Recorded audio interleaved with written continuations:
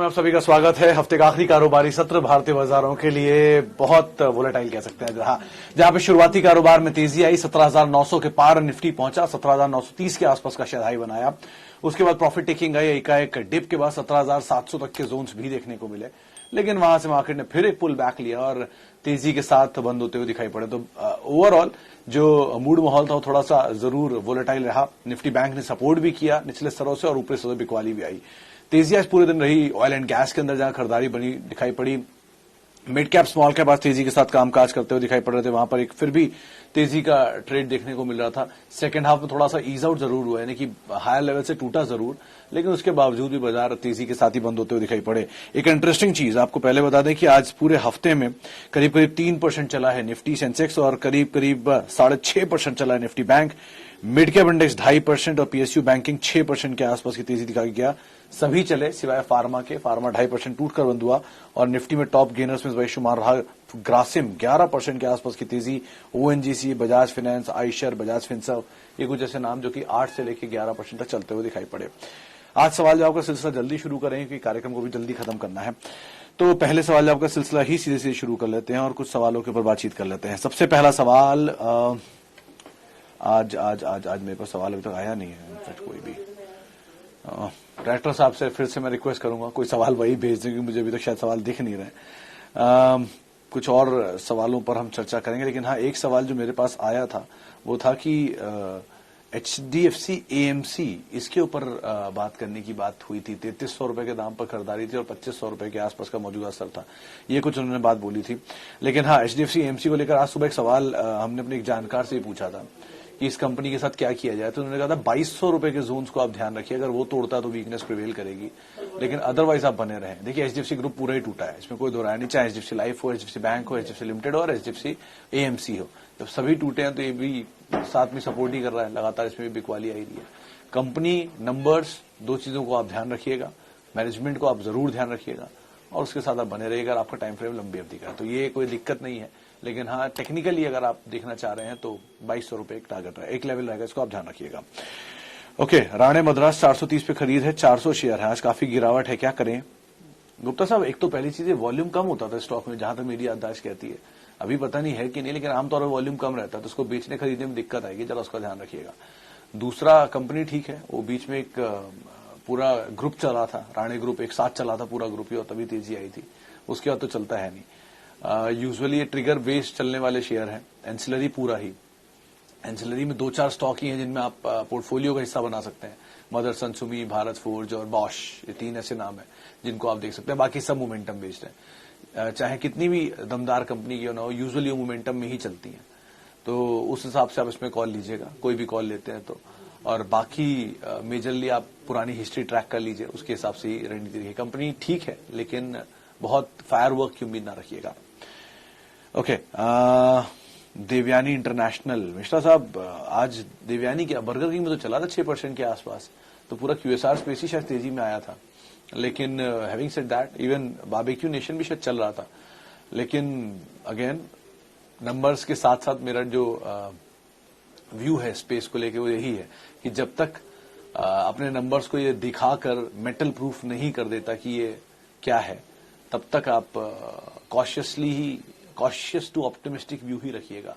मिसाल के तौर पे जुबिलेंट फूड बनने की वजह बनी है बहुत सालों में, 10 साल लगे हैं उसको वो बनने में।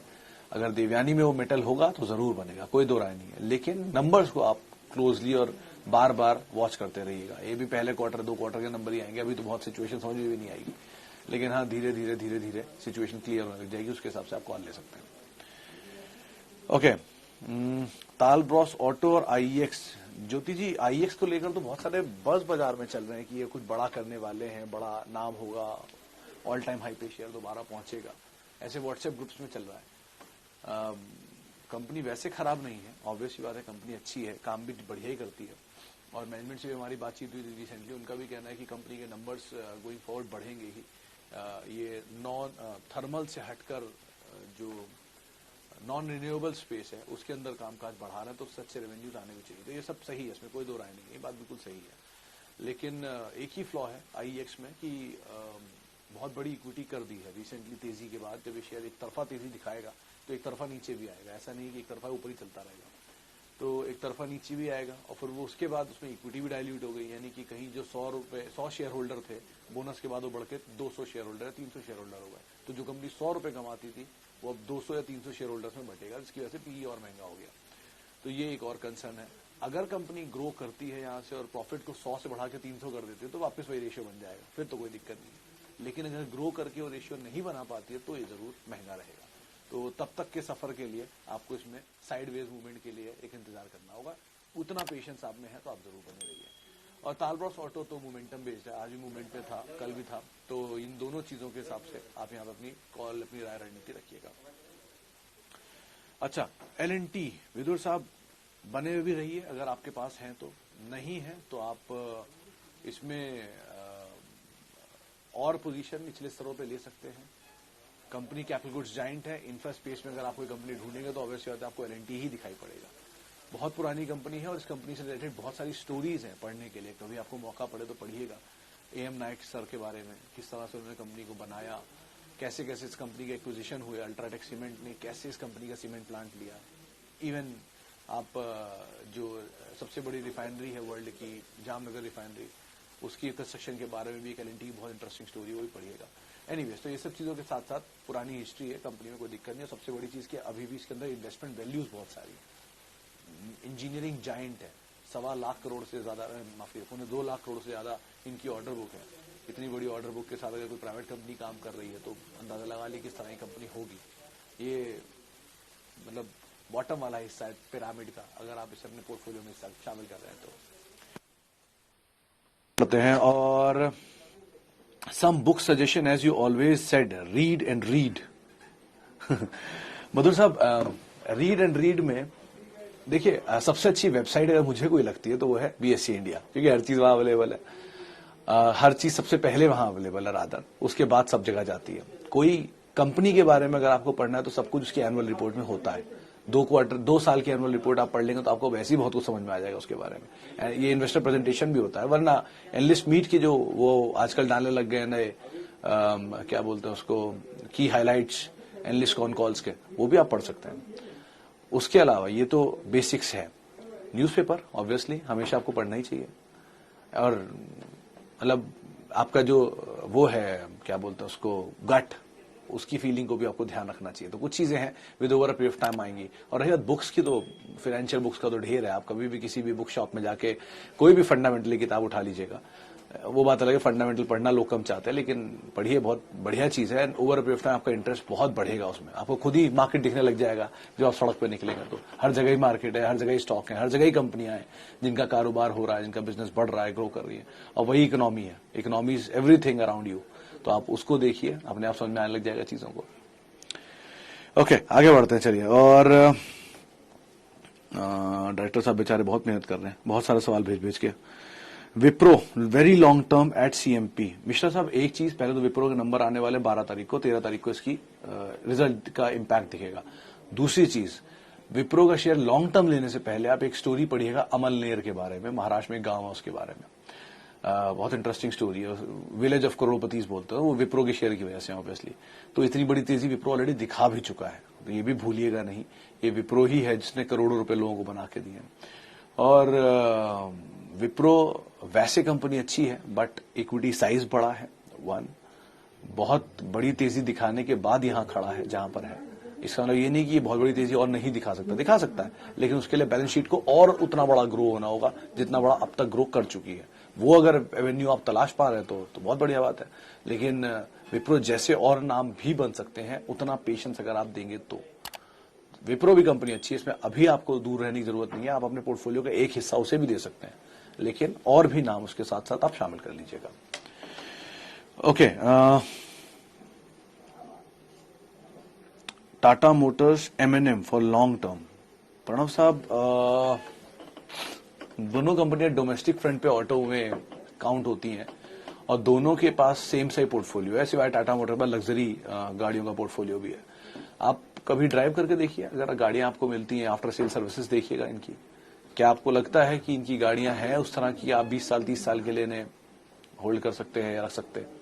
अगर हाँ तो जरूर, और अगर नहीं तो फिर कहना मुश्किल है। दो having said that, M&M, Tata motor आप मीडियम टर्म के लिए तो होल्ड करेंगे, लेकिन नंबर्स के बाद रिव्यू करते करते करते करते आप उसको लॉन्ग टर्म के लिए लेके जाएंगे।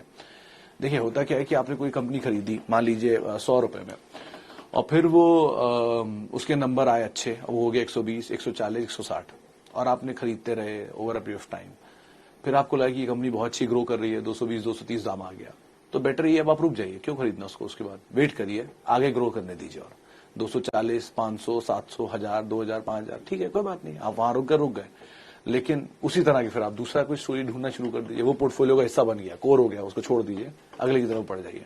तो लाइक वाइज आप समय दीजिए, कंपनी ग्रोथ देखिए और उसके बाद कॉल लीजिए, वो ज्यादा बेटर नहीं है। इंडिया बुल्स हाउसिंग, गोपाल साहब आप बने रह सकते हैं 1 साल के लिए। इसमें कुछ न्यूज फ्लोज हैं जो रिसेंटली बज है बाजार में रादर, जिनकी वजह से बोलने की शायद तेजी आ सकती है हाल फिलहाल में, तो बने रहिए, ज्यादा बेटर है। इंडिया बुल्स हाउसिंग फाइनेंस पे मैनेजमेंट चेंज हो रहा है, बस क्वार्टरली नंबर पर नजर रखिएगा। इंडिया बुल्स रियल स्टेट की तरह सिचुएशन बनती है तो बहुत ही अच्छी बात है, नंबर भी सपोर्ट कर दे तो, लेकिन अदरवाइज भी आपके लिए राय कि आप बने रह सकते हैं। IRCTC सेल और होल्ड। जावेद साहब डिपेंड्स, आपने किस भाव पे खरीद रखा है, नहीं खरीद रखा है, या खरीद रखा होगा तभी आप सेल और होल्ड पूछ रहे हैं, तो बेटर यही कि आपने किस भाव पे खरीदा उस पर सब कुछ डिपेंड करता है। मान लीजिए आपने खरीद रखा है प्री एडजस्टमेंट के, तो आप पार्शियल प्रॉफिट लेकर निकल सकते हैं। IPO के तो आप पार्शियल प्रॉफिट लेकर निकल सकते हैं। हाल में खरीदारी की, नीचे आ गया तो आप बने ही रहेंगे, ऑब्वियसली बात है, मेरी बात तो सुनेंगे नहीं। तो बेटर यही है कि आप नंबर को देखते रहिए और आपने किस भाव पे खरीदारी की है वहां से आप अपनी रणनीति तय करिए, वो ज्यादा बेटर है। एक चीज का ध्यान रखिएगा, एक तरफा चाल किसी भी स्टॉक में बहुत कम समय में अगर आती है तो वो रिस्की होता है। ये बसंत महेश्वरी साहब का एक बहुत अच्छी टिप्पणी थी, जब वो एक बार ऑफिस आए थे तब उनसे मुलाकात हुई थी, तब उन्होंने कहा था किसी भी शेयर में अगर बिना किसी वजह के 20% के सर्किट लगते हैं 1-2 बार, एक तरफा तेजी आती है मतलब बिना किसी बड़ी वजह के, और एक तरफा चलता है ऊपर और एक तरफा चलता है नीचे, और मैनेजमेंट उस पर सफाई नहीं देती है, तो कुछ तो गड़बड़ है, चाहे वो ऊपर हो चाहे वो नीचे, दोनों तरफ। ऐसे बहुत नाम पहले भी आए हैं, यस बैंक, हाल फिलहाल के जो मुझे याद आ रहा है, इंडिया बुल्स भी जब पुराने मैनेजमेंट के अंडर में था तब, तो ऐसे बहुत सारे नाम उन्होंने दिए जिनमें एक तरफा तेजी आई, RBL bank, yes bank, India bulls housing, जिनमें एक तरफा तेजी आई और फिर एक तरफा गिरावट आई बिना किसी वजह के, तो उनसे दूर रहें, वो ज्यादा बेटर है। IRCTC आपके पास है, इसमें कोई दो रानी, कंपनी ठीक है, सब बढ़िया कारोबार है, लेकिन एक तरफा तेजी छोटे समय में आई है जो इसके प्राइस को सपोर्ट नहीं कर पाएगी गोइंग फॉरवर्ड, इसलिए जरा कॉशियस स्टांस रखिएगा। आपके पास है is a different thing, cautious to optimistic stance आपका होना चाहिए। चलिए आखिरी सवाल और लेता हूं, वो होगा जेंसार टेक पर।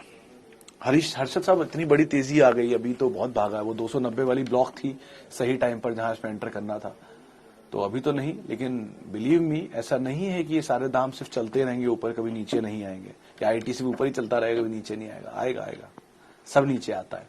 ऐसे बहुत सारे शेयरों के नाम, ये अभी IRCTC नीचे आ तो गया, एडजस्टमेंट के बाद आ गया, थोड़ा और आ सकता है।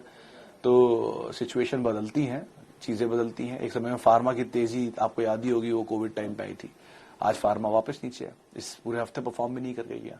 तो लाइक वाइज चीजें बदलती रहेंगी, सिचुएशन ऊपर नीचे होती रहेंगी। बढ़िया बिजनेस आइडेंटिफाई करिए, जेंसार उनमें से एक है जिनका बढ़िया बिजनेस है, और उसके अंदर आप बने रहिए। आपको लग रहा है कि शायद ये नीचे नहीं आएगा, तो ये कर सकते हैं, आज के दाम पे 10 शेयर लेकर रख लीजिए, फिर नीचे आया 10 शेयर और ले लेगा, और नीचे और 10 शेयर ले लेगा, ऐसे करके आप ऐड करते जाइए SIP वे में, और आपको फिर एवरेज भी आपका नीचे मिल जाएगा, सेटिस्फैक्शन भी हो जाएगा, आपके पास जेंसार है।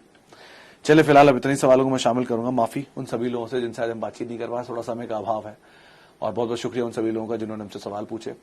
आप सभी को हैप्पी वीकेंड, एंजॉय करें अपने वीकेंड को और सेफ रहें ऑब्वियसली, और मेरे साथ जुड़ सकते हैं @Sumit Research मेरा ट्विटर हैंडल है।